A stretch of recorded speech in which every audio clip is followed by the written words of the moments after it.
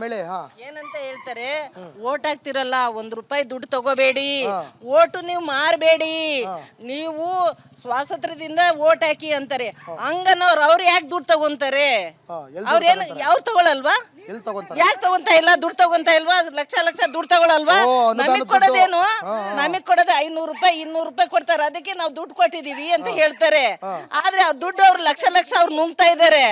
ಆಮೇಲೆ ಏನ್ ಗೊತ್ತಾ, ಕೆಲವರಿಗೆ ಅವರು ಮಕ ನೋಡಿ ಮಣಿ ಹಾಕ್ತಾರಂಗೆ, ಅವ್ರಿಗೆ ಯಾರಿಗೆ ಬೇಕೋ ಆ ಕಡೆ ಓಟ್ ಹಾಕ್ಸೋದ್ರಲ್ಲಿ ರೋಡ್ ಮಾಡ್ಕೊಡ್ತಾರೆ. ಕೆಲವರಿಗೆ ಯಾರು ಜಗಳ ಮಾಡ್ತಾರೋ ಅವರಿಗೆ ರೋಡಿಗೆ ಎಲ್ಲಿ ಓಟ್ ಹಾಕ್ತಾರೆ ಅಲ್ಲಿ ಕೆಲಸ, ನಮಗೆ ಇವ್ರು ಓಟ್ ಹಾಕ್ತಾರೆ ಅನ್ನೋ ತರ.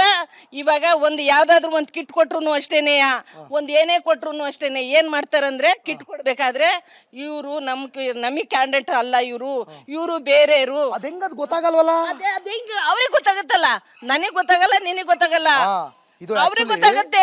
ಆಕ್ಚುಲಿ ಇದು ಏನಾಗ್ತಾ ಇದೆ ಅಂದ್ರೆ, ಇಲ್ಲಿ ನಿಮ್ಮ ವಾರ್ಡ್ ನಿಮ್ದು ನಿಮ್ ಬೂತ್ ಅಲ್ಲಿ ಒಟ್ಟು ಎಷ್ಟು ಓಟ್ ಇದಾವೆ ಅದು ಗೊತ್ತಾ? ಅದೆಲ್ಲ ಗೊತ್ತಿಲ್ಲ ಸರ್. 800,000 ಇರುತ್ತೆ, ಇರುತ್ತೆ. 1,500,000 ಇರುತ್ತೆ. ಅಲ್ಲ ನಾನು ಕೇಳಿ ನಿಮ್ ಕ್ಷೇತ್ರದಲ್ಲ, ಜಸ್ಟ್ ನಿಮ್ಮ ಬೂತ್ ಅಲ್ಲಿ ಒಂದೇ ಒಂದು ಬೂತ್ ಅಲ್ಲಿ 1,500,000 ಇರುತ್ತೆ.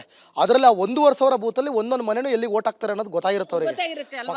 ಅವರು ಆತರ ಗೊತ್ತಾಗಂಗಿಲ್ಲ ಆತರ. ಅಲ್ಲ, ಮೊನ್ನೆ ಉಗಾದಿ ಇದು ಕಿಟ್ ಕೊಟ್ಟಿದ್ದಾರೆ.